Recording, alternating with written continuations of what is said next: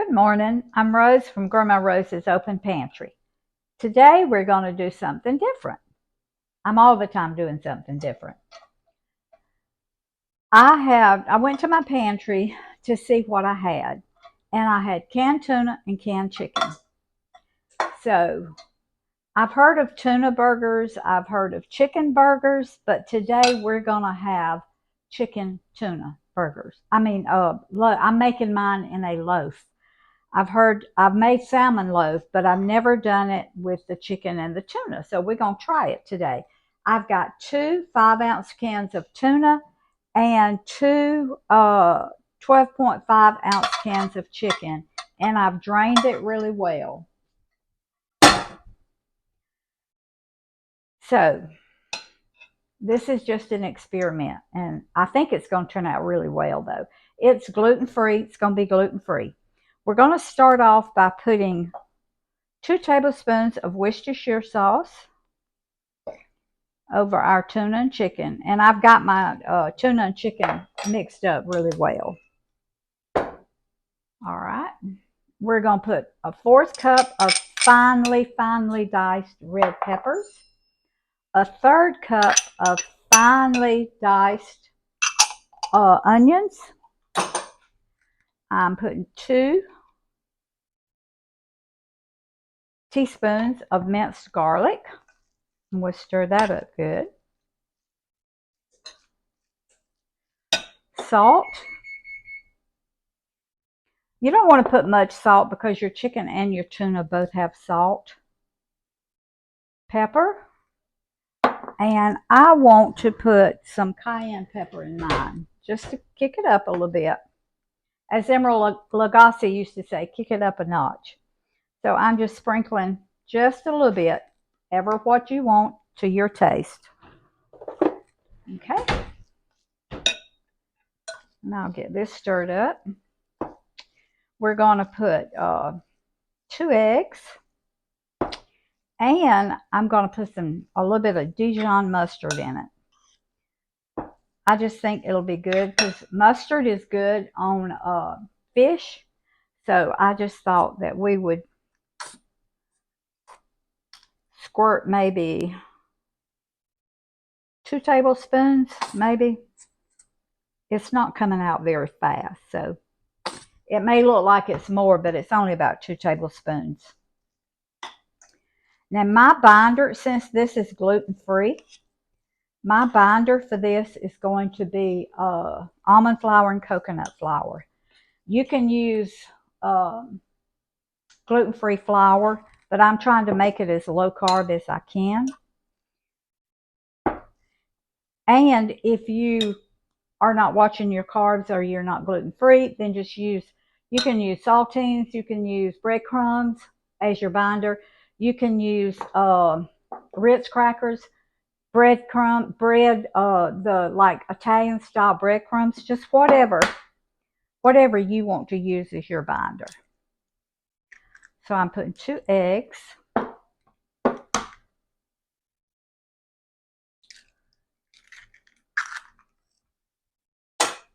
And I always crack them in a separate little bowl because they are yard eggs. I think I tell y'all that every time, but it's very important that you do that. All right. Get my egg incorporated. And I've got my little loaf pan here. It's like a 5 by 7, I think. It's just going to be a small loaf, but it'll sure be enough for me and Roy. Okay. It's looking good. I said, honey, you think this is going to be good? He said, I don't know, but I think I taste of it before. But once I get all these ingredients in it, I got to cook it anyway. So, but how can it not be good with all these ingredients? So, all right. 1/4 cup of coconut flour, a 1/3 cup of almond flour. And I've told y'all before, when I'm making something like this, I always use coconut and almond flour because the coconut flour absorbs more of the moisture than your almond flour does. And I want this to really stick together. So that's the reason I'm putting the coconut flour in. It'll help it bind together more. Okay. Now, I just washed my hands. They're very clean. This is the way I do when I make hamburgers, when I make meatloaf, anything like that. I'll get my hands in there because I want all of this incorporated really well. I want my egg to be in it incorporated. I want my almond flour and my coconut flour. Plus, I can tell by the way the mixture feels whether it's going to stick together really well or not. When I pick it up like that, and it holds together like that, makes a little ball, and it's not crumbly, then I'm pretty much sure that that it's going to stick together. I do this with my salmon patties. I do it with almost everything that I'm mixing together. And for those of you out there that want to use a spoon or a spatula, that's perfectly fine. Okay. And I'm going to make a dill sauce to go with this. I was asking Roy, I said, what kind of topping can we put on it? Because, you know, meatloaf has, most of it has a topping. And so I know that dill sauce goes really well with seafood. So I'm going to make a homemade dill sauce to go over it. All right, I've got my little loaf pan sprayed with cooking spray. And I'm going to just put it in there real tight, real good. I've got my oven on 350 because you want it like a meatloaf. You want it to be really, really tight, packed tight. Those red peppers in there, look. Now you can use, they look so good. They make it look really good, really pretty. Now, if you want bell peppers in yours, the green ones, that's perfectly fine. If you want to leave out an ingredient and add another one, I'm sure that's going to be fine. This is just what I wanted to put in mine this morning because it just seemed like it would taste really good. Okay, this little loaf pan is perfect for this.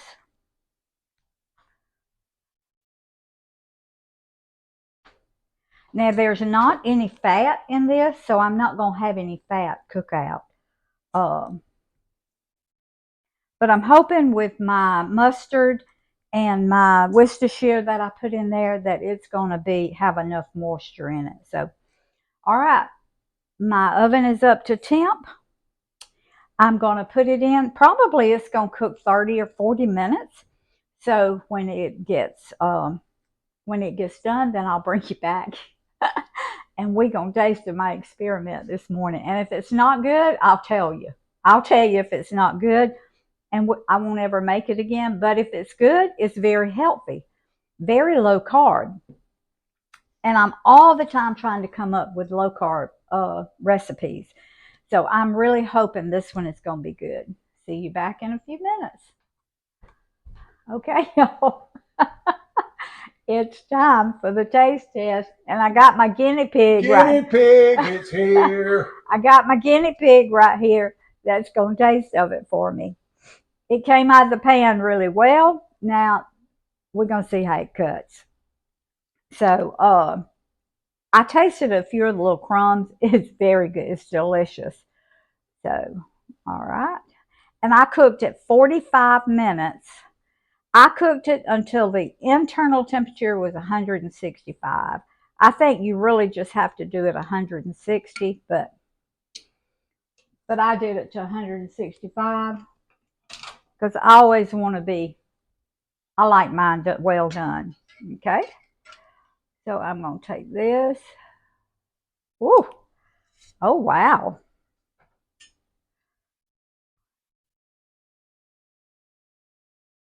It's a little bit crumbly. It sounds like smells like an experiment to me. It's a little bit crumbly, but oh my word. Okay. Now I got my dill sauce right here. Now this is something good. I'll put this recipe down in the description box. You want some dill sauce over yours? Well, taste of it both ways. Well, there's a little piece right there without it. That dill sauce, y'all, it is so good. Is it good, honey? That's good. That is delicious, y'all. Now, I'm not just saying that. That chicken and that tuna mixed together, it is really, with the tomato, that is really, really good.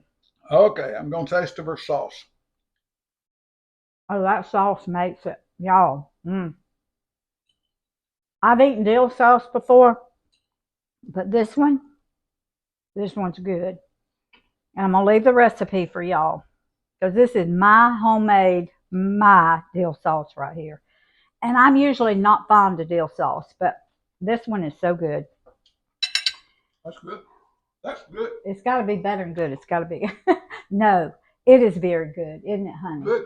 A little spicy. Good. Yeah, I put the cayenne pepper in it. So, but that's the way we like it.